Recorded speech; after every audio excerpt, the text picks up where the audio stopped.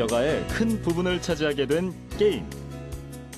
최초의 컴퓨터 게임이었던 2인용 테니스 게임을 시작으로 퐁이라는 게임이 상용화되면서 게임은 본격적으로 인기를 누리게 됐습니다. 그리고 이제는 3D 게임과 시뮬레이션 게임이 등장해 단순 오락 기능만 할 뿐 아니라 우리 생활 속에서 다양한 역할을 하게 될 텐데요. 집단지성으로 미해결 과학 문제를 풀기도 하고 어려운 기술을 손쉽게 습득하게 하며 사람들의 행동을 변화시키는 데까지도 이용될 것이라고 합니다. 짧지만 강한 역사를 이어오고 있는 게임의 놀라운 힘. 오늘 과학 미래를 열다에서 확인하시기 바랍니다.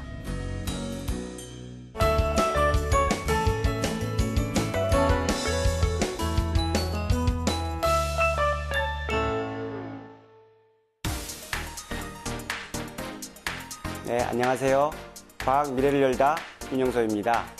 한국인들의 여가 생활 중 가장 많은 비중을 차지하고 있는 것이 바로 컴퓨터 게임이죠. 또한 스마트폰 시대로 접어들면서 이제는 남녀노소 누구나 언제 어디서나 게임을 즐기고 있는데요. 오늘은 그러한 게임과 그 미래에 대해 이야기를 나눠보도록 하겠습니다. 솔직히 게임이라고 하면 부정적인 시각이나 염려의 눈으로 바라보는 분들이 많죠. 하지만 게임은 앞으로 우리에게 해가 아닌 이득을 줄 것으로 기대되는데요. 그럼 지금부터 과거의 게임부터 미래의 게임까지 재미있는 게임 세상으로 떠나보도록 하겠습니다.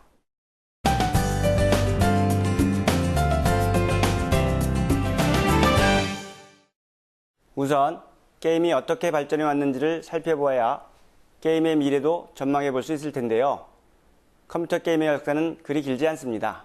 하지만 그 짧은 기간 동안 너무나도 많은 변화와 발전을 거쳐왔죠. 우리가 컴퓨터를 사용한 지도 얼마 되지 않았지만 현재는 컴퓨터 없는 생활은 상상할 수도 없는 것처럼 말이죠. 컴퓨터의 발전은 컴퓨터 게임의 발전을 도왔고 또한 컴퓨터 게임의 발전은 컴퓨터의 발전을 도와왔습니다. 세계 최초의 컴퓨터 게임은 1958년에 아이러니하게도 컴퓨터에 대한 부정적인 생각을 지우고 연구소에 방문하는 사람들의 지루함을 달래고자 만들어졌다고 합니다. 미국 브룩헤이븐 연구소의 윌리엄 히긴보섬 교수는 아날로그 컴퓨터에 오실로스코프라는 모니터를 연결하여 테니스 게임을 만들었는데요. 이 게임의 이름은 테니스 for two, 즉 2인용 테니스로 2명이 함께 게임을 할 수 있도록 디자인되었답니다. 그 이후 게임을 대중화한 사람은 놀란 부시네라는 사람인데요. 그는 레스토랑에서 게임기를 이용하여 돈을 벌 수 있는 기회를 만들었습니다. 바로 탁구 게임에서 힌트를 얻어서 개발한 퐁이라는 게임이었죠. 퐁은 대단한 기술이 들어간 것은 아니었습니다. 점과 섬 같은 추상적인 것으로 상호작용적인 재미있는 것을 만들었다는 것이 특징이죠. 이 게임의 대히트로 인해 드디어 게임이 대중화되고 산업으로서 인정받기 시작했습니다. 자, 그렇다면 현재의 게임까지 게임은 어떠한 방향으로 발전해 왔을까요? 최초의 상용화 게임인 퐁의 성공 이후 보다 재미있는 게임을 개발하기 위해 다양한 노력들이 시도되었습니다. 어떻게 하면 점과 선을 더 진짜같이 표현할 수 있을까라는 노력은 표현기술의 발전으로 이어졌죠. 우주선, 비행접시, 그리고 탱크를 표현하기까지 이르렀고 색깔 표현은 흑백에서 컬러로, 공간 표현은 2차원에서 3차원으로 발전하기 시작했습니다. 특히 한국은 온라인 기술을 접목시켜서 여러 사람이 한 서버에 동시에 접속하여 게임을 할 수 있는 다중 접속 역할 수행 게임, 즉 MMORPG까지 개발하게 됩니다. 이로써 온라인 게임을 세계 속에 알리는 역할을 하였고 한국은 온라인 게임의 종주국이 되었습니다. 여기에는 초고속 인터넷망의 보급, 대중화된 PC방, 그리고 스타크래프트와 리니지라는 게임도 큰 역할을 하였습니다. 그러나 이러한 온라인 게임도 처음부터 화려한 기법을 이용한 것은 아닙니다.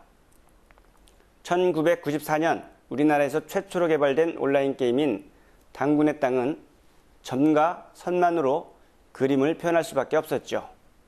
그러나 2년 후에는 그림을 표현할 수 있게 되었고 세계 최초의 그래픽을 표현한 온라인 게임을 한국에서 개발할 수 있게 되었죠. 그 게임이 바로 지금도 서비스되고 있는 넥슨의 바람의 나라입니다. 이러한 표현 기술 외에도 컴퓨터 게임의 대표적인 기술에는 처리 기술, 상호작용 기술도 있는데요. 그럼 이제 이 기술들에 대해 좀 더 자세히 알아볼까요?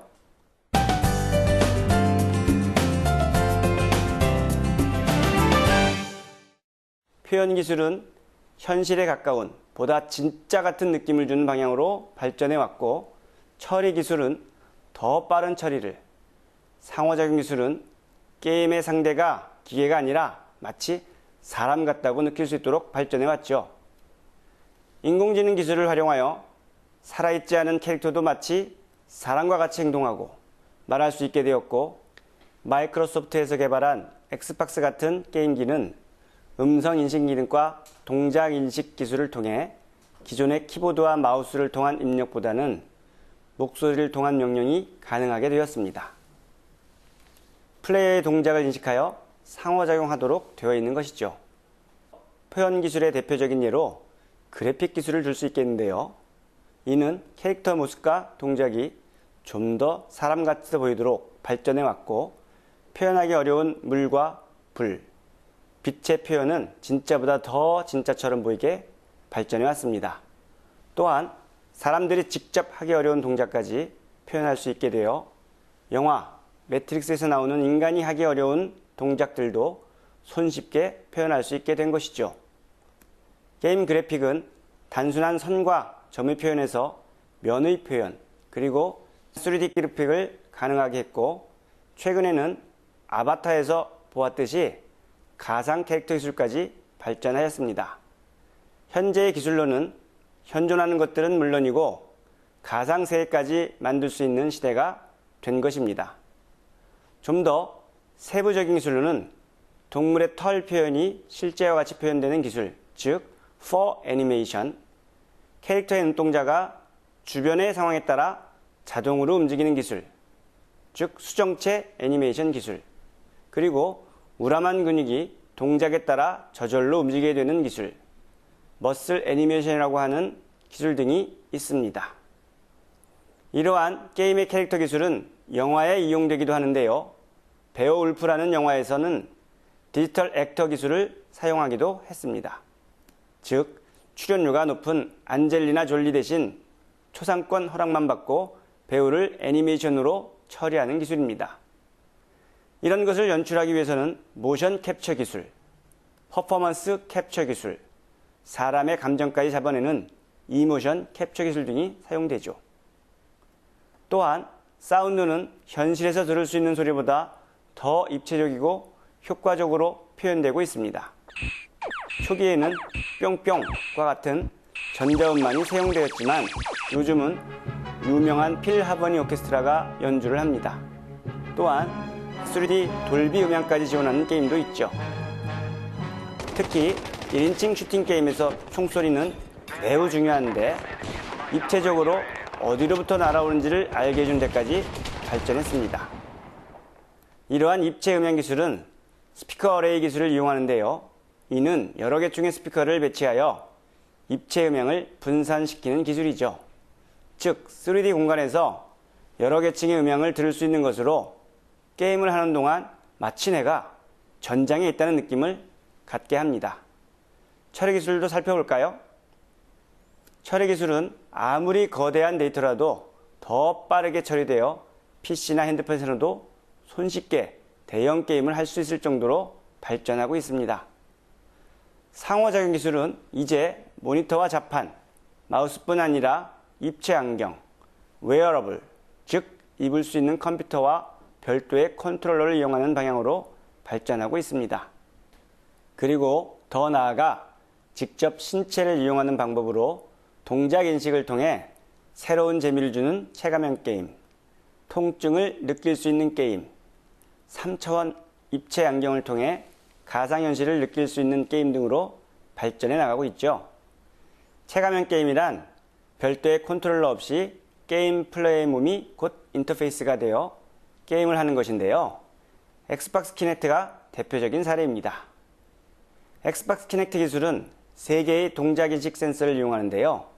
이를 통해 플레이어의 골격을 좌표값으로 인식하여 상호작용하도록 도와줍니다. 그 과정은 첫째, 적외선 반사를 통한 플레이어 스캔, 둘째, 센서를 통한 플레이어와의 거리 인식, 셋째, 실시간 플레이어 동작 정보 인식, 넷째, 이를 게임에 반영한 것인데요. 값싼 장비를 이용하여 홈 엔터테인먼트 장비로 만들었다는 게 큰 장점입니다. 게임에 이렇게 체계적인 과학기술이 사용됐고 과학과 함께 발전했다는 사실이 놀라우시죠? 앞으로도 게임과 과학의 발전은 상호 보완적인 관계로서 서로 윈윈 할 수 있는 필수 불가결한 사회가 될 것으로 보입니다.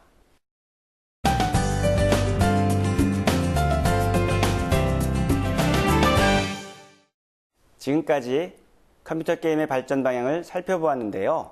결국 기술의 발전 방향은 보다 더 새로운 형태의 재미를 위해 발전하고 있다는 것을 이해하실 수 있었을 것입니다.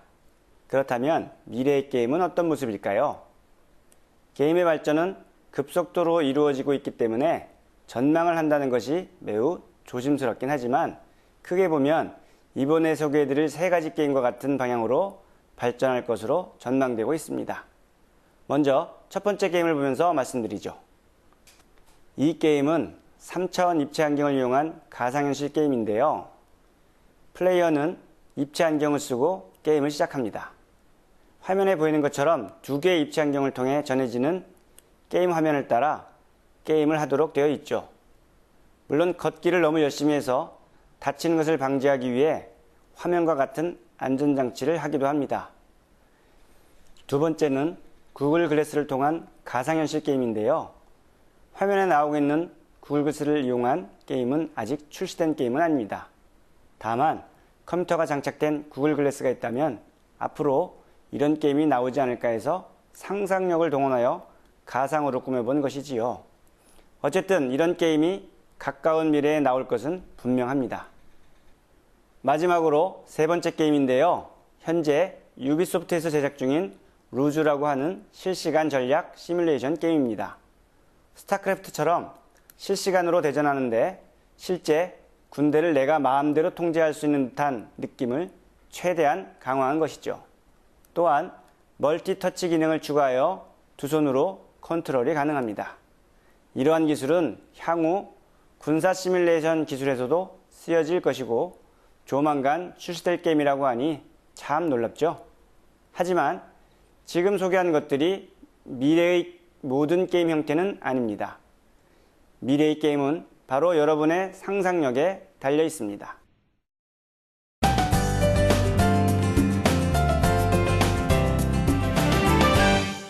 미래의 게임은 과연 우리에게 어떤 혜택을 줄 수 있을까요? 최근 한 연구 보고서에 따르면 미래의 게임은 우리에게 더 많은 혜택을 줄 것으로 전망되고 있습니다. 먼저 게임은 문제 해결을 위해 사용될 텐데요. 그 예가 바로 Fold It이란 게임입니다. 이 게임은 단백질 접힘 과정을 게임으로 표현한 3차원 퍼즐 게임으로 집단 지성을 이용하여 의학의 발전을 도모하고자 만든 게임이죠. 게이머들은 보통 사람들의 예상과는 달리 다양한 3D 게임 경험을 통해 다른 사람들보다 상상력이 풍부하고 공간 추론 능력이 높다고 하는데요. 따라서 보통 게임이었던 그들이 점점 상상력이 발달되고 전 세계 수많은 게이머들과 상상력을 동원해 학계에서 10년이 넘도록 풀지 못한 문제를 단기간에 해결했습니다. 게이머들이 3주 만에 에이즈와 암 등의 생성에 관여하는 프로테아제 효소의 구조를 밝혀낸 것입니다. 이것은 게임의 경쟁과 재미를 이용하여 집단 지성을 이끌어낸 좋은 사례 중에 하나입니다. 또한 게임은 어려운 기술을 재미있게 배우기 위해서 사용될 것입니다. 사람들은 언젠가는 어려운 기술을 습득해야 합니다. 그러나 그 기술이 어렵다면 어떻게 배우는 것이 좋을까요? 바로 게임 방식을 이용하는 것입니다. 여러분도 잘 알고 있는 미국 우주항공국 나사에서는 우주에 대한 교육과 우주에서의 움직임에 대해 손쉽게 가르치기 위해서 게임을 만들어서 교육하고 있습니다. 우주 공간을 이론적으로 가르치기란 너무 어렵겠죠? 이럴 때 필요한 것이 바로 가상현실 기술입니다. 우주의 공간에 대해 배우고 우주선에서 어떻게 해야 하는지를 배우고 우주에서의 임무에 대해 게임을 통해 가상으로 배워보는 것이죠. 또한 록 스미스라는 게임은 어려운 기타 반주 연습을 재미있게 배울 수 있도록 도와줍니다. 이렇게 게임을 이용하면 아무리 어려운 훈련이라도 보다 재미있고 쉽게 배울 수 있게 되겠죠. 또한 게임은 인간의 행동을 변화시키기 위해서도 활용될 것입니다. 스웨덴에서는 재활용품 수거를 효과적으로 하기 위해 재활용품 수거기를 아예 게임기로 만들어 봤습니다. 그랬더니 기존의 수거기보다 2배나 더 많이 수거되었다고 합니다. 이것은 보다 나은 세상을 재미있게 만들어 보자는 취지의 공모전에서 수상한 아이디어인데요. 그냥 단순한 재활용품 수거기가 아니라 상호작용, 순발력, 점수, 보상, 운 등의 게임적 요소를 활용하여 만든 것입니다. 그저 아케이드 게임기에서 흔히 볼 수 있는 게임 요소를 활용한 것인데요. 재활용품 수거기에 불이 켜지는 곳에 재빠르게 빈병을 넣어야 하는 것입니다. 명확한 목표가 있고 누구나 성공할 수 있을 것 같은 도전 과제이죠. 따라서 사람들이 누구나 쉽게 이 게임에 참여하게 되는데요. 성공에 따라 가상의 디지털 점수를 줍니다. 가상인데도 불구하고 이는 사람들을 즐겁게 만들고 재활용도 재밌게 하게 되죠. 이러한 재미있는 아이디어는 바로 게임을 게임이 아닌 분야에 활용해보자는 운동으로 게이미피케이션, 즉 게임화라고도 하는데요. 게이미피케이션은 게임적 사고와 게임의 메커니즘을 게임이 아닌 분야에 활용하여 효과를 거두자는 움직임이자 마케팅 용어입니다. 인간의 행동을 변화시키는 것은 정말 어려운 일인데 참 놀라운 일이죠. 여기에 게임 기술이 활용될 전망입니다. 이 밖에도 이러한 게임 기술은 효과적으로 운동하게 하기, 재미있게 교육하기 등에서도 많이 활용되고 있답니다. 인간의 습관과 행동에 변화를 줄 수 있다면 우리의 미래도 밝아지겠죠?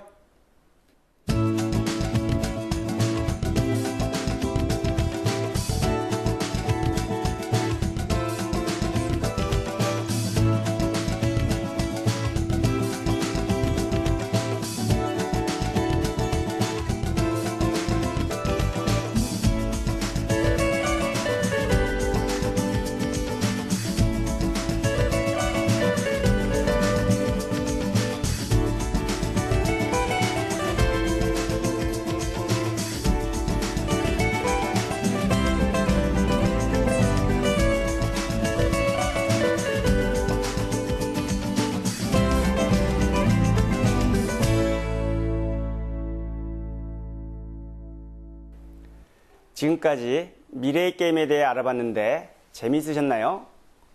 사실 게임의 역사는 짧지만 엄청나게 빠르게 발전하고 있기 때문에 미래의 컴퓨터 게임을 전망한다는 것은 역시 쉽지 않은 일입니다. 하지만 이번 시간을 통해 컴퓨터 게임이 어떻게 발전해 왔는지, 어떤 방향으로 진화하고 있는지, 미래의 게임은 우리에게 어떤 혜택을 주게 될 것인지에 대해서는 확실하게 이해하실 수 있는 기회가 되었을 것입니다. 여러분의 상상력을 그대로 구현시켜주는 게임 기술. 앞으로도 많은 관심 가져주시고요. 과학 미래를 열다. 시청해주신 여러분 고맙습니다.